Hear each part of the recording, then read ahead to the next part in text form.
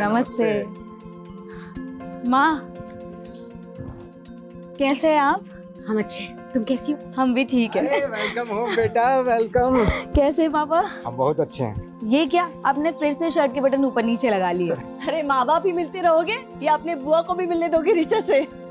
नमस्ते बुआ। सिर्फ नमस्ते। चाइना से क्या लाई हो हमारे लिए? सॉरी बुआ, हमको तो लगा आपको चाइना का माल पसंद ही नहीं है। आओ बेटा अंदर चलो। हाँ चलो।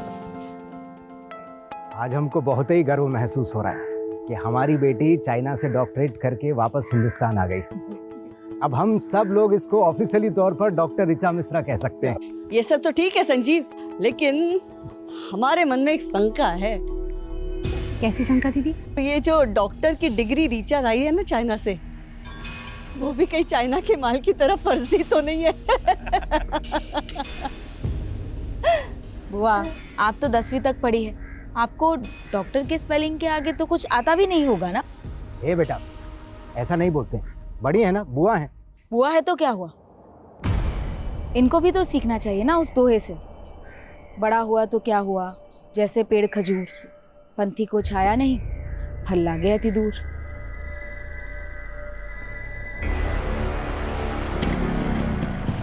चलो बाय पिंकी, बाय। अरे काहे अब तक मुंह लटकाए बैठी है? हाँ, अरे हम बुआ भतीजे में तो ऐसे चलते रहता है। संजीव तुम टेंशन मत लो, हम जानते हैं ना, बिल्कुल अपनी माँ पे गई है। क्यों डॉक्टर ऋचा? Good night.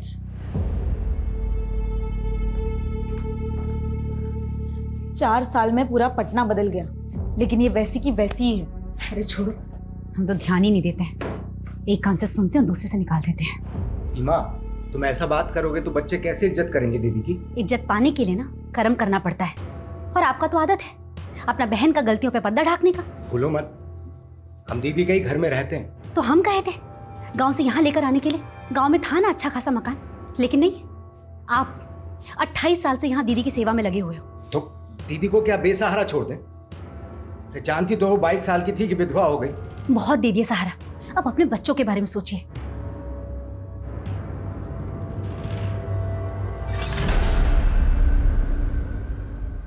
यार वही 28 साल पुरानी कहानी फिर से। ये बुआ जी को तो झेलना ही पड़ेगा। बस जो सोच के आया ना वो ठीक से हो जाए, बाकी सब तो देख लेंगे।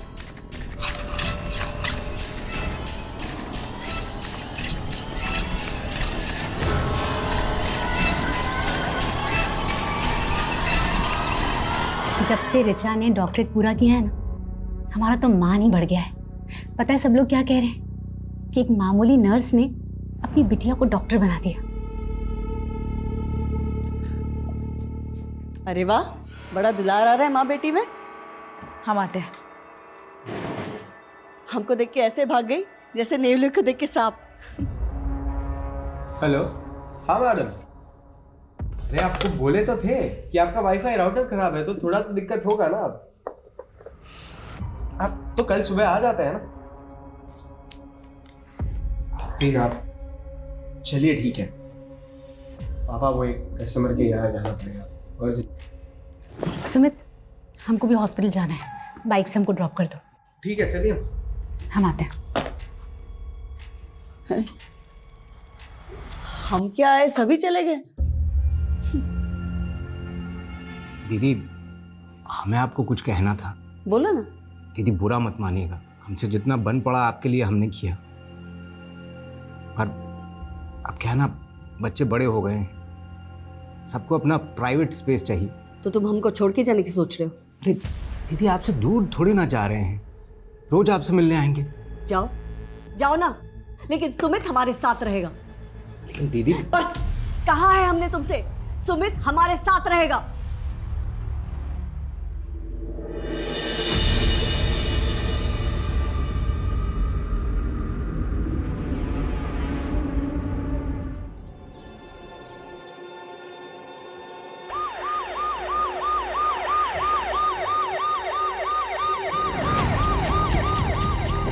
आइए सर।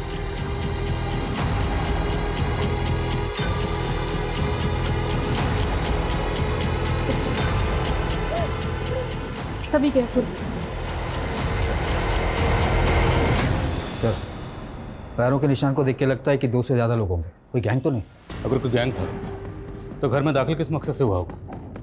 क्योंकि घर की हालत देख के लग नहीं रहा कि कोई लूटपाट हुई है। फुटमार्क्स घर के मेन डोर की तरफ जा रहे हैं, तो क्या वो मेन डोर से घर में दाखिल हुए? सर कुछ समझ में नहीं आ रहा, किसने हमारे भाई के परिवार के साथ ऐसा किया होगा। आप भी यहीं रहती हैं? जी सर, हम वो लास्ट वाले रूम में रहते हैं। हमारे भाई का परिवार बाकी के सारे रूम में रहता है। रात को आप कहाँ थी? सर अपने ही रूम में थी, सो गई थी सर। तो इतना कुछ हुआ, आपने कुछ देखा नहीं, कुछ सुना नहीं? सर आपने घर में चेक किया कोई कीमती सामान, ज्वेलरी या कैश मिसिंग हो? आपने फैमिली को आखिरी बार कब देखा था? कल रात को सर, हमारी भाभी नाइट शिफ्ट के लिए जा रही थी हॉस्पिटल में, सुमित उन्हें छोड़ने गया था। लेकिन घर के अंदर तो 3 ही लाशें। आपका भतीजा सुमित कहाँ है? क्या वो नहीं था? हमें तो लगा उन्होंने सुमित को भी। आपने सुबह से सुमित को नहीं देखा? सर अपनों को मरा हुआ देखा जाता है क्या? हमारी सांसें ही भारी हो गई थी, हम तो बेहोश ही होने वाले थे, तो हमारे माली ने हमें संभाल लिया। आपने बताया कि आपकी भाभी सीमा और सुमित रात को ही निकल गए, तो फिर सीमा हॉस्पिटल से वापस कब आई? हमें नहीं पता। सीमा कौन से हॉस्पिटल में काम करती है? Saint John. आपका भतीजा सुमित करता क्या है? और कल रात को वो कहाँ गया था? सर वो वाईफाई का काम करता है, लोगों के घर में इंटरनेट कनेक्शन लगाता है। कल भी किसी क्लाइंट का कंप्लेंट कॉल आया था उसे, इसीलिए वो चला गया। फोन लगाइए जरा सुमित को। The number you are trying to call is currently switched off. Please try again later. Switch off आ रहा है।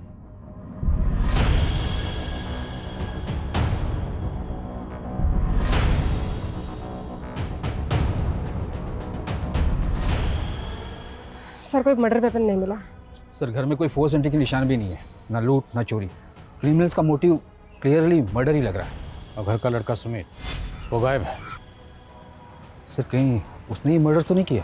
सिंह, कोई अपनी फैमिली को इतनी बेरहमी से क्यों मारेगा? और घर में 2 या 2 से ज़्यादा लोगों के फुटमार्क्स हैं। Right sir. अगर ये किसी गैंग या कॉन्ट्रैक्ट किलर का काम है तो हमें उसे जल्दी पकड़ना होगा। काफ़ी पॉश एरिया है, मीडिया की इस केस पर बराबर नजर रहेगी। पटना के वीआईपी इलाके में एक ही परिवार के 3 सदस्यों का बहुत बेरहमी से कत्ल कर दिया गया, जिससे पूरा शहर सख्ते में है। क्या ये पुलिस का फेलियर नहीं? जनता को जवाब देना होगा, आखिर ये हमलावर कौन थे? अगर ये जल्दी पकड़े नहीं गए तो दूसरे घरों को भी टारगेट बना सकते हैं। सर, हमें सर हमने सुमित की माँ के हॉस्पिटल में चेक किया। सुमित ने अपनी माँ को वहाँ रात 9 बजे ड्रॉप किया था, लेकिन उसकी माँ रात को 1 बजे अचानक नाइट शिफ्ट बीच में छोड़कर चली गई। क्यों? सर, सीमा की कलीग का कहना है कि उसके घर से एक इमरजेंसी कॉल आया था और ये कॉल उसके हस्बैंड का था। ऐसी क्या इमरजेंसी थी? सर, क्राइम सीन पर किसी भी विक्टिम के फ़ोन भी नहीं मिले। समझ में नहीं आ रहा है कि संजीव ने सीमा को कॉल क्यों किया था रात 1 बजे। उस रात सुमित को भी उसके किसी कस्टमर ने कॉल किया था ना? हाँ सर, उस कस्टमर से भी बात हुई मेरी। उसने बताया कि सुमित रात 11 बजे अपना काम खत्म करके वहाँ से चला गया। तो क्या उसके बाद सुमित घर वापस आया होगा? सर मैंने सुमित के बारे में इंफॉर्मेशन निकाली तो पता चला मुरारी नगर थाने में 2 साल पहले उस पर अबैटमेंट ऑफ सुसाइड का केस फाइल हुआ है। सर 2 साल पहले की बात है। शंकर नाम के एक आदमी का भी इंटरनेट कनेक्शन का बिजनेस था। उसके छोटे भाई संकेत ने सुसाइड किया था। सुमित पर आरोप था कि उसने शंकर के क्लाइंट्स हथियाने शुरू कर दिए थे। इसी वजह से उन्हें बहुत नुकसान हो रहा था और इसीलिए संकेत ने सुसाइड कर लिया। सर केस में कुछ दम नहीं था, इसीलिए सुमित बरी हो गया था।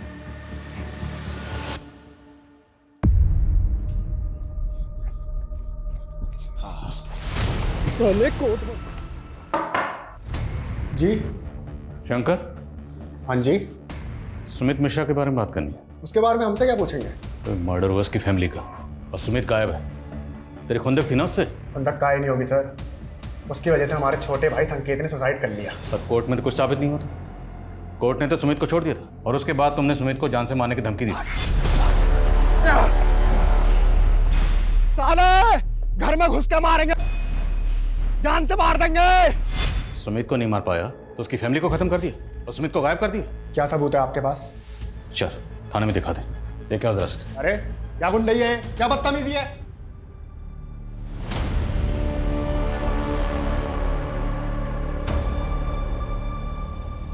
लाइए मैडम, हम साफ कर देते हैं। चुप रहो तुम। किसी काम के नहीं रहे। जरा सा भाव क्या दे दिया, सारे काम अधूरे छोड़ रहे हो। 2 दिन से पौधों को पानी दिया? वो मैडम यहाँ पे डेथ हुआ था तो हमने सोचा कि तुमको मालूम है पौधे जब मरते हैं ना तो गाली देते हैं। अब क्या उनकी हाय दिलवाओगे? अरे देख क्या रहो, जाओ ना पानी दो।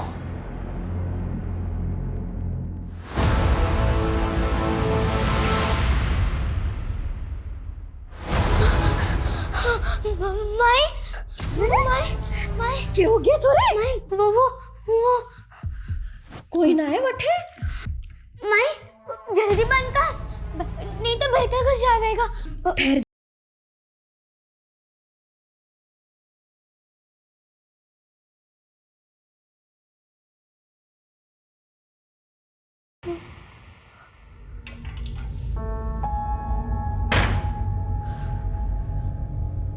कुछ ना है छोरी, हरा भरम है। माई बहुत बुरा है वो, मार डालेगा मारे को। कुछ ना होगा लाडू, चिंता मत कर। थारी माई है ना, कुछ ना होगा थारे को। ये संजीव मिश्रा प्रोफेसर था, 1 साल पहले रिटायर हुआ। उसकी बीवी 20 साल से वर्किंग वुमेन थी, तो दोनों मियाँ बीवी की मिला के अच्छी खासी इनकम होगी। फिर भी ये दोनों संजीव की बहन के घर पे रह रहे थे, जबकि पटना में खुद का घर है, लेकिन वो घर इन्होंने किराए पे दे रखा। आखिर ऐसा क्यों? सर संजीव की बहन काफ़ी छोटी उम्र में विधवा हो गई थी और इनके आपसी रिश्तों में अभी तक कुछ बुरा सुनने को नहीं मिला है। शंकर की क्या अपडेट है? सर इंक्वायरी चल रही है, लेकिन उसे सिर्फ शक के बिना पर और अंदर नहीं रख सकते। जाने दो उसे, लेकिन नजर रखो, हो सकता है उसी ने सुमित को जानबूझ के गायब किया हो, ताकि हमारा शक सुमित पे बना रहे। जी सर। सर सर हमें बताया गया था कि ऋचा मर्डर से 2 दिन पहले डॉक्टरेट करके चाइना से वापस आई, लेकिन सर उसका सीडीआर कुछ और कह रहा है। सर ऋचा का फ़ोन पिछले 6 महीने से पटना में ही एक्टिव था। मैंने इमिग्रेशन डिपार्टमेंट से कंफर्म किया, वो 6 महीने पहले ही पटना आ गई थी। What? यस सर, लेकिन वो 14 तारीख को अपने घर गई थी। और 2 दिन बाद उसका उसकी फैमिली के साथ कत्ल हो गया। आखिर ये चक्कर क्या है? और अगर वो 6 महीने से पटना में थी तो पटना में कहाँ थी? सर मैंने पता किया है, वो किसी डॉक्टर गौतम कश्यप के क्लिनिक में प्रैक्टिस कर रही थी। तो मिलते हैं इस डॉक्टर कश्यप से और ऋचा की फैमिली की एक एक डिटेल पता करो। शायद इस फैमिली का कोई ऐसा राज है जो अभी तक सामने नहीं आया। अच्छा जा रहे हैं हम। हाँ 1 मिनट, आज फिर उल्टी शर्ट पहन ली? अरे ध्यान ही नहीं रहा, अभी सीधी कर लेते हैं। सुमित, इस बार छुट्टियों के बाद चाइना जाने का मन नहीं कर रहा। क्या बात कर रही हो दीदी? अभी तो 1 पूरा साल बचा है, फाइनल एग्जाम्स नहीं देनी आपको?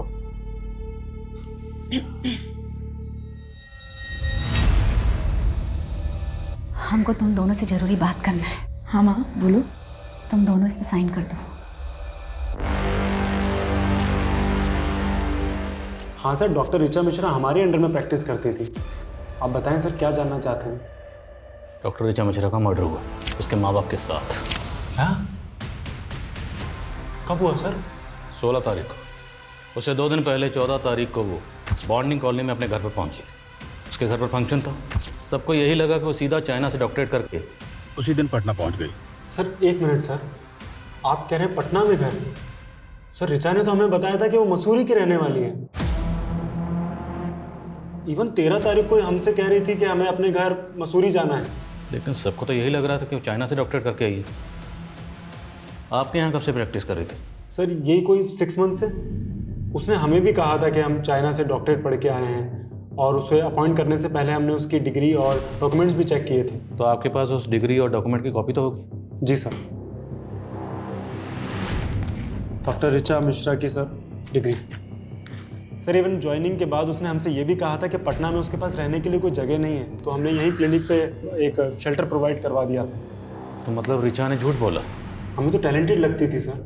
और आजकल तो स्टूडेंट सर यूक्रेन, चाइना और रशिया जैसी कंट्रीज़ में जाकर मेडिसिन डिग्रीज ले लेकर आ रहे हैं, तो हमें यही लगा था कि वो भी जेन्युइन होगी। तो आपने ऋचा को ना सिर्फ नौकरी पे रखा बल्कि रहने की जगह भी प्रोवाइड करवाई।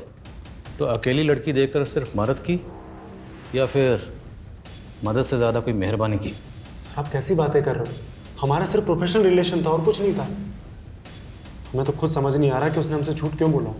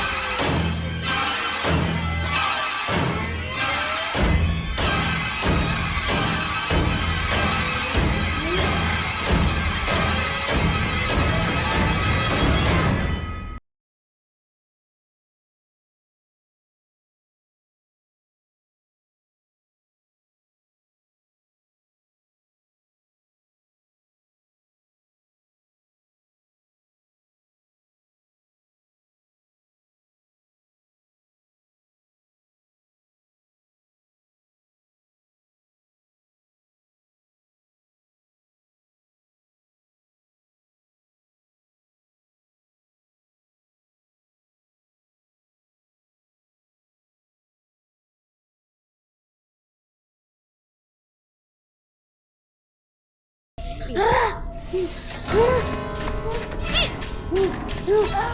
ना होने देगा हमारी छोरी को। अरे मैं भी पक्की जादूगरनी हूँ, ठीक करके ही मानूंगी हमारी छोरी को। सर इतना तो क्लियर है कि 4 साल पहले ऋचा ने चाइना के इसी इंस्टीट्यूट में एडमिशन लिया था और वो 3 साल तक वहीं पढ़ रही थी। लेकिन सवाल ये है कि अगर ऋचा पिछले 6 महीने से पटना में रह रही थी तो पिछले 6 महीने से अपने माँ बाप से दूर क्यों रह रही थी, वो भी माँ बाप को बिना बताए। 14 तारीख को ऋचा अपने माँ बाप के पास आई और 16 तारीख को ऋचा और उसके माँ बाप का कत्ल हो गया और 16 तारीख से ही ऋचा का भाई सुमित गायब है। वो कहाँ गायब है कुछ पता नहीं चल रहा। सर ऋचा की बुआ के मुताबिक 14 तारीख को सुमित ही ऋचा को एयरपोर्ट से लेकर आया था। तो मुमकिन है कि सुमित जानता होगा कि ऋचा पिछले 6 महीने से पटना में थी। सर पोस्टमार्टम रिपोर्ट के मुताबिक ये सारे मर्डर उस रात 3 से 6 बजे के बीच में हुए थे और सुमित को आखिरी बार उसके कस्टमर के घर देखा गया था रात को 11 बजे। उसके बाद वो कहाँ गया कोई ट्रेस नहीं मिल रहा है। और पोस्टमार्टम रिपोर्ट के मुताबिक मर्डर वेपन क्या रहा होगा? सर पोस्टमार्टम डॉक्टर का कहना है कि संजीव और सीमा की बॉडी पे जिस तरह के जख्म मिले वो कोई यू शेप का धारदार हथियार होगा। यू शेप धारदार हथियार क्या होगा? सर हम ऋचा के मूवमेंट चेक कर रहे थे तो एक ट्रैफिक पुलिस से इन्फॉर्मेशन मिली है 14 तारीख को ऋचा और उसके भाई की गाड़ी 2 बाइकर से टकराई थी। सर उन दोनों लड़कों ने ऋचा और उसके भाई पे हमला करने की कोशिश भी की। सर ट्रैफिक पुलिस ने उन दोनों लड़कों का पता लगा लिया था लेकिन ऋचा और उसके भाई ने गवाही देने से मना कर दिया, इसलिए कोई केस ही नहीं बना। वो दोनों लड़के कौन थे?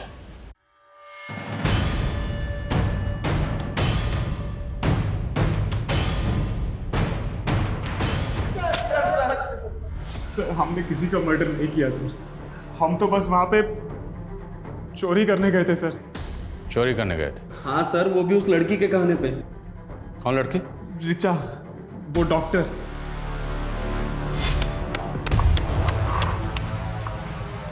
तो वही गाड़ी है ना? हाँ भाई ये तो वही गाड़ी है। तू यहाँ क्या कर रही है? तुमसे दोस्ती करने आए हैं। दोस्ती? हमारा एक काम करोगे? उस काम के लिए हम तुम्हें पैसे भी देंगे। सर उसने बोला था कि 16 तारीख की रात को उसके घर पे जाकर सोने और कैश के साथ साथ उसकी डॉक्टर की डिग्री भी चोरी कर लेना।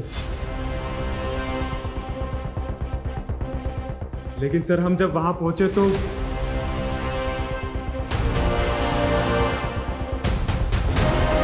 हम जैसे ही वहां पहुंचे वो पहले से ही मरे हुए थे। ऋचा के साथ जो लड़का आया था वो लड़का कौन था? नहीं मालूम सर।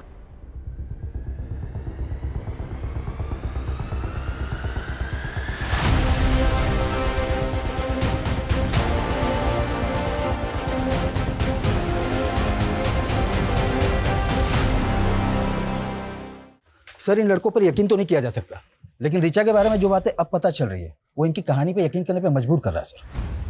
पर सवाल यह है कि ऋचा अगर वाकई अपनी डिग्री चोरी करवाना चाहती थी तो क्यों, किस मकसद से? सर हो सकता है वाकई ये दोनों किसी के कहने पे कहानियां बना रहे हो, शायद शंकर। ये दोनों किसी लड़के का भी जिक्र कर रहे हैं जो ऋचा के साथ था। वो लड़का कौन होगा? और अगर मान लो ऋचा गहनों और पैसों के साथ अपनी डिग्री भी चोरी करवाना चाहती थी तो चोरी तो हुई नहीं, मतलब डिग्री अभी भी वहीं होगी। सर क्या कर रहे हैं आप? सर क्या इसके पीछे? कुछ भी तो नहीं है सर। सर ये पुराना आप पीछे। सर कुछ नहीं है इसके पीछे। सर चाबी कहाँ इसकी? नहीं पता हमें, कुछ नहीं है इसके पीछे sir. Sir please.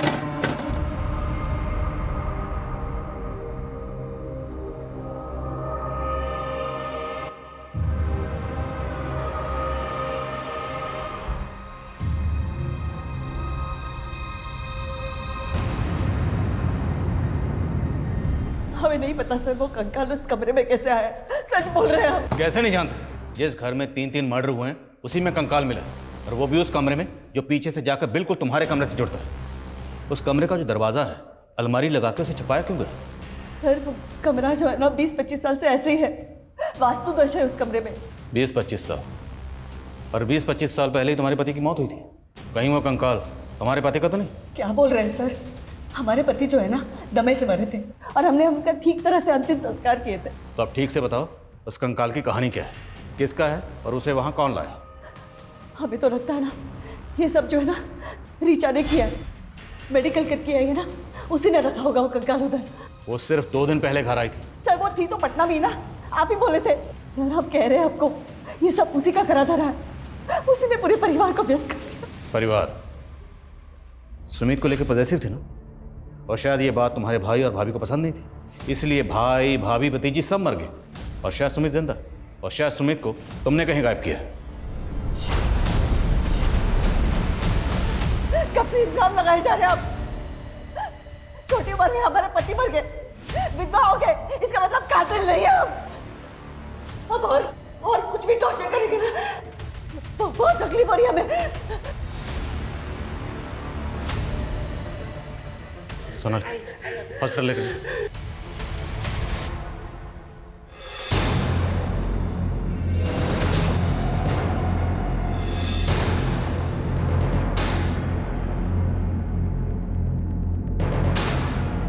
Sir anti-fraud department ने ऋचा की डिग्री की ऑथेंटिसिटी चेक की है, कंफर्म ये डिग्री फेक है। सवाल यह है कि ऋचा ने फेक डिग्री क्यों बनवाई, और जय और प्रदीप के मुताबिक ऋचा इस डिग्री को चोरी करवाना चाहती थी, क्यों? कहीं दोनों लड़के हमें घुमा तो नहीं रहे? सर इन लड़कों से उस लड़के का स्केच बनवाते हैं, हो सकता है कि इस कहानी का कनेक्शन उस लड़के से जुड़ा हो।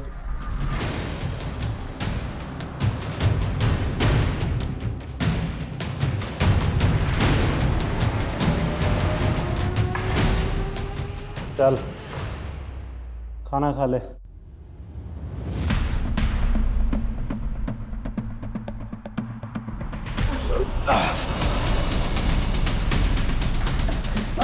छोड़ो मुझे।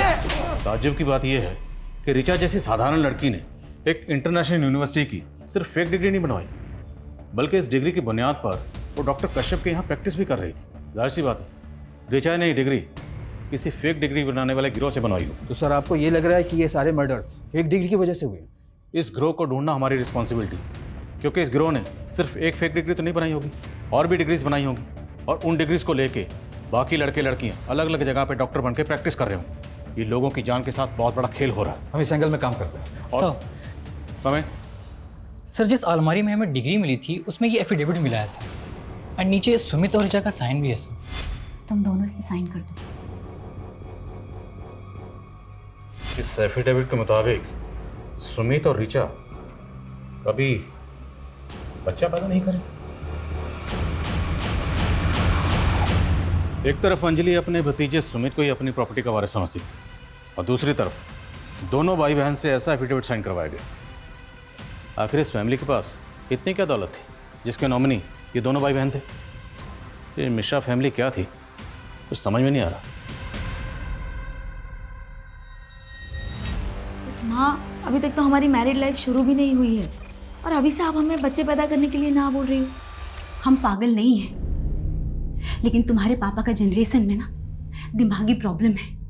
तुम्हें पता है तुम्हारे चाचा जी एबनॉर्मल थे, सुसाइड किए थे। तुम्हारे दादाजी बुढ़ापे में तुम्हारे पापा जी जैसे हो गए थे, और हम अपने हॉस्पिटल में सीनियर डॉक्टर से इसके बारे में बात की। उन्होंने बताया कि जेनेटिक डिजीज है, तो तुम लोग को अपना परिवार बनाने से पहले पता होना चाहिए कहाँ प्रिकॉशन लेना है और कहाँ नहीं।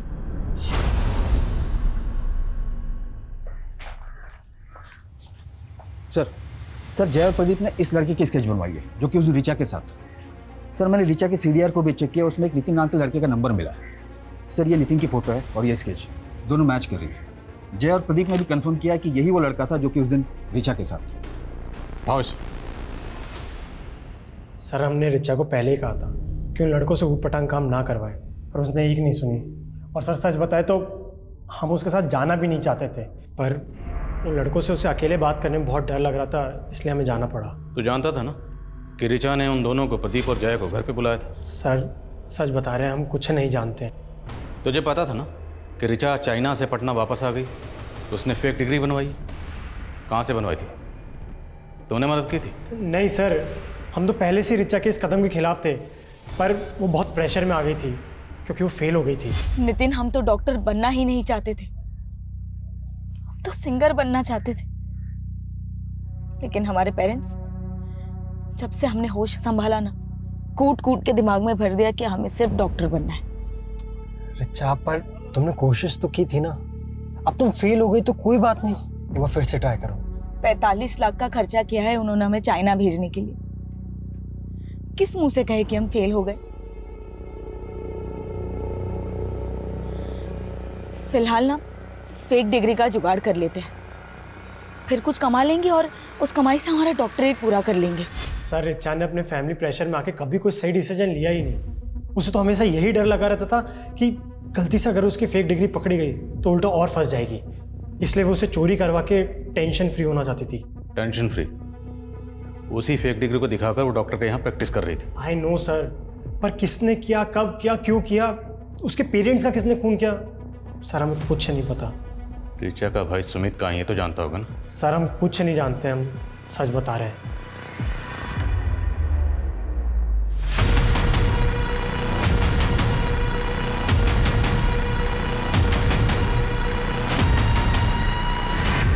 ये स्केलेटन 30 से 35 साल के किसी आदमी का होगा। जब इसकी मौत हुई होगी तकरीबन यही उम्र रही होगी इसकी। और मौत कब हुई होगी? यही कोई 5 से 7 साल पहले। पर हमें तो लगा कि ये स्केलेटन वहाँ इससे भी ज़्यादा सालों से रखा गया होगा, क्योंकि हमें जब स्केलेटन मिला उस वक्त इस पर काफ़ी धूल जमी हुई थी। लेकिन सर हमें उस धूल और मैल की लेयर के नीचे एक ऐसी लुब्रिकेंट की लेयर मिली है जो आमतौर पर स्केलेटन को प्रिजर्व करके रखने में इस्तेमाल होती है। तो मिश्रा हाउस में वो कौन था जो स्केलेटन को प्रिजर्व करके रखना चाहता था?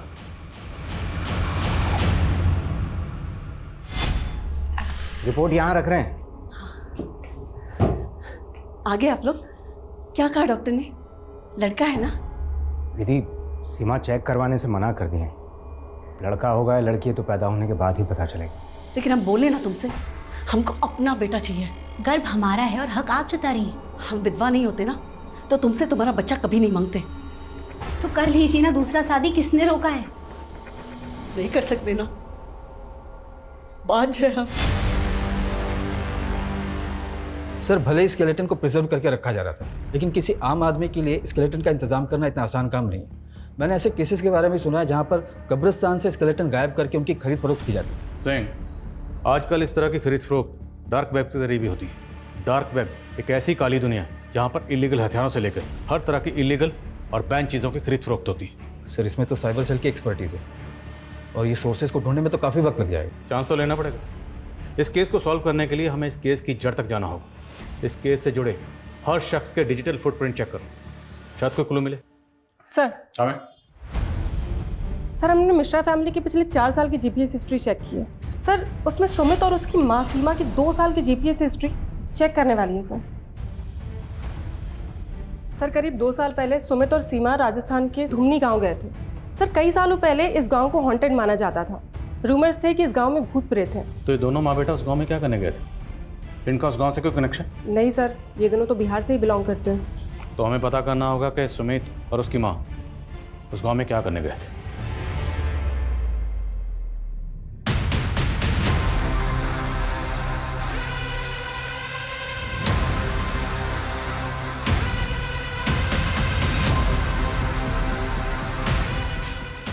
सर ये सरपंच की माँ है।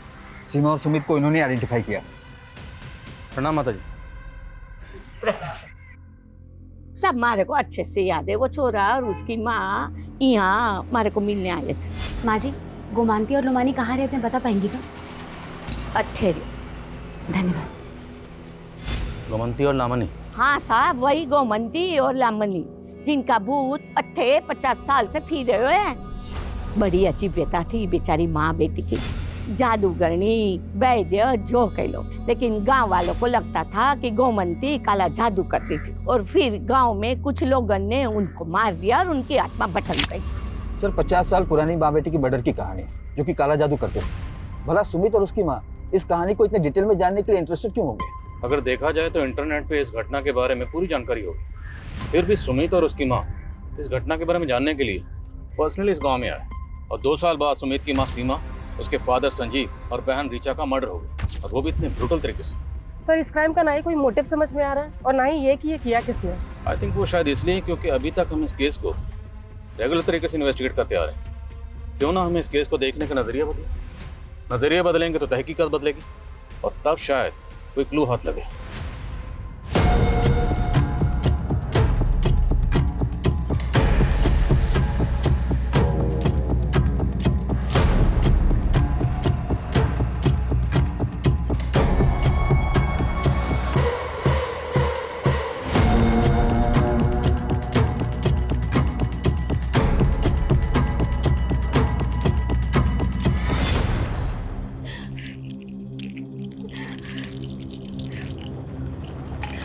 शिवा, इतनी सारी दवाई मरना आएगा तुम्हें? हमें इस घर में ब्याहना ही नहीं चाहिए था। आप सब लोगों ने हमसे ये बात छुपाई कि संजीव जी को दिमाग का दौरा पड़ता है और आप लोग की जनरेशन में सबको यही बीमारी था। कहीं इसका असर हमारे बच्चों पे पड़ा तो? ऐसा कुछ नहीं होगा। रिया 3 साल की हो गई है ना, कुछ हुआ उसे? नहीं ना, बच्चा भी स्वस्थ होगा। सर हमने सस्पेक्ट और विक्टिम से जुड़े सभी लोगों की लिस्टिंग की थी, लेकिन उसमें एक नाम ऐसा भी है जिस पर हमारा ध्यान ही नहीं गया, और वो है डॉक्टर गौतम कश्यप, जिसकी क्लिनिक में ऋचा काम करती थी और उसके घर का इंटरनेट कनेक्शन सुमित ने लगाया था। मतलब डॉक्टर कश्यप सिर्फ ऋचा को नहीं, उसके भाई सुमित को भी जानता था।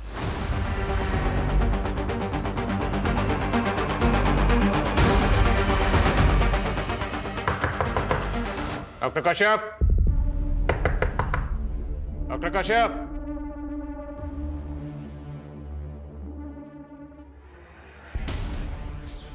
दरवाजा तोड़ो।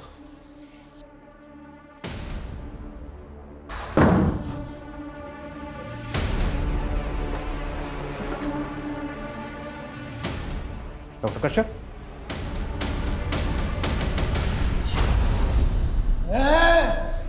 अगर माँ बेटी ने अलग करवा की कोशिश की तो काट फेंक दो रे। निकलो उठा सा, निकलो उठा सा, कश्यप निकलो उठा सा, निकलो उठा सा। 50 साल से मैं माँ बेटी जुदा हाँ, और अब थे माना फिर से अलग करवो चाहो। हाँ, मैं काट फेंक दूँ नहीं। छोड़ो, छोड़ो मुझे। सुमित, सुमित, क्या बात कर रहे हो डॉक्टर गौतम? पिछले जन्म में हम लड़की थे। हाँ, हम तुम्हारी माँ थे, एक औरत, और वैद्य का काम करते थे, और इस जन्म में हम डॉक्टर हैं। आपका है ना वो karmicsoulmate.com पे पुनर्जन्म के किस्से पढ़ पढ़ के दिमाग खराब हो गया। अभी तुम नादान हो ना, यकीन नहीं करोगे। हम पिछले जन्म में वैद्य ही नहीं, ब्लैक मैजिक की प्रैक्टिस भी किया करते थे, और इस जन्म में भी कर रहे हैं। और इसी ब्लैक मैजिक की मदद से हमें यह पता चल गया है कि हम दोनों पिछले जन्म में माँ बेटी थी।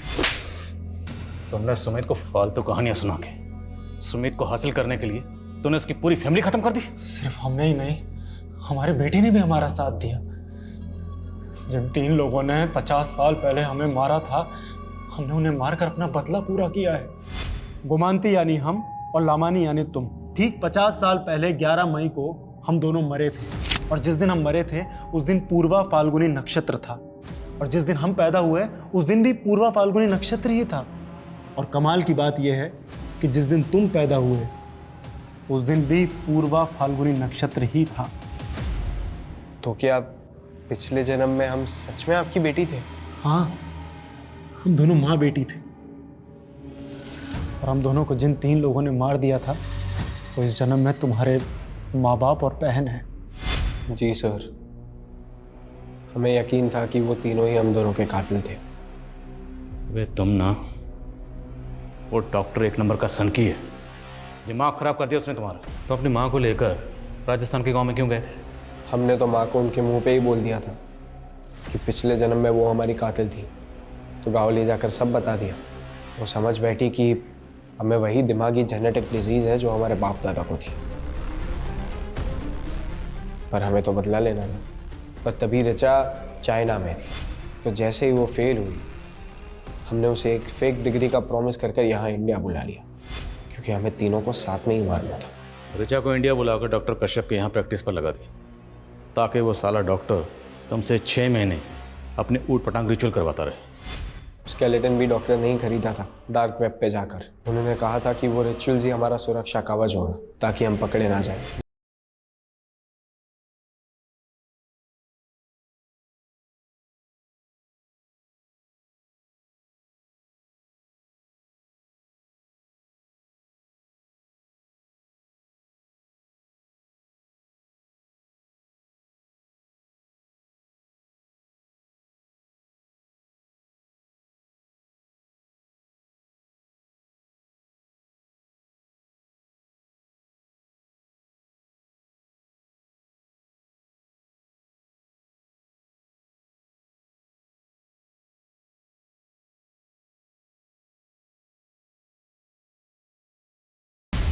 माँ,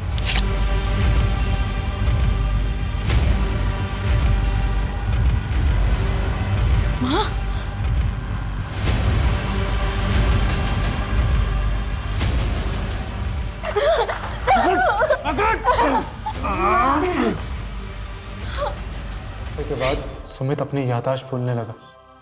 अगर कहीं भाग जाता तो, इसलिए हमने उसे कैद कर लिया।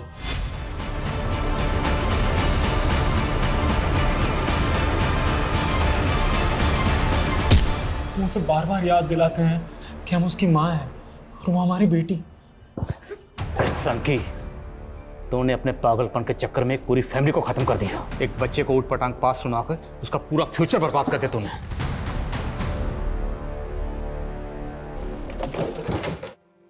सर, इस डॉक्टर ने तो बड़ी लंबी प्लानिंग कर रखी है। सर आप किस तरह की प्लानिंग? उसने कहा कि कोर्ट में उसे लॉयर नहीं चाहिए, वो अपना केस खुद ही लड़ेगा, जिसके लिए उसने डॉक्यूमेंट भी तैयार कर रखे हैं। सर, अब वो कोर्ट में 50 साल पुरानी गोमंती और लमानी मर्डर केस को फिर से ओपन करके ये साबित करना चाहता है कि 50 साल पहले सीमा, संजीव और रीचा ने उनके पिछले जन्म में इसकी हत्या की थी। सर ये पक्का सनकी है, और वैसे भी 50 साल पहले गोमंती और लमानी का मर्डर किसने किया था ये तो कभी पता ही नहीं चला। लेकिन ये डॉक्टर वो केस पक्का ओपन करेगा। मैंने एक से एक सनकी और सिरफिरे लोगों को देखा, पर ये डॉक्टर कश्यप सबसे ऊपर है। ये दुनिया ऐसे ऐसे अजीब और ख़तरनाक लोगों से भरी पड़ी है जिन्हें समझने और पहचानने में लोग अक्सर धोखा खा जाते हैं और सुमित और उसके परिवार की तरह उनका शिकार बन जाते हैं। लोगों को ऐसे सनकी और सरफिरे लोगों से सतर्क और सुरक्षित रहने की ज़रूरत है।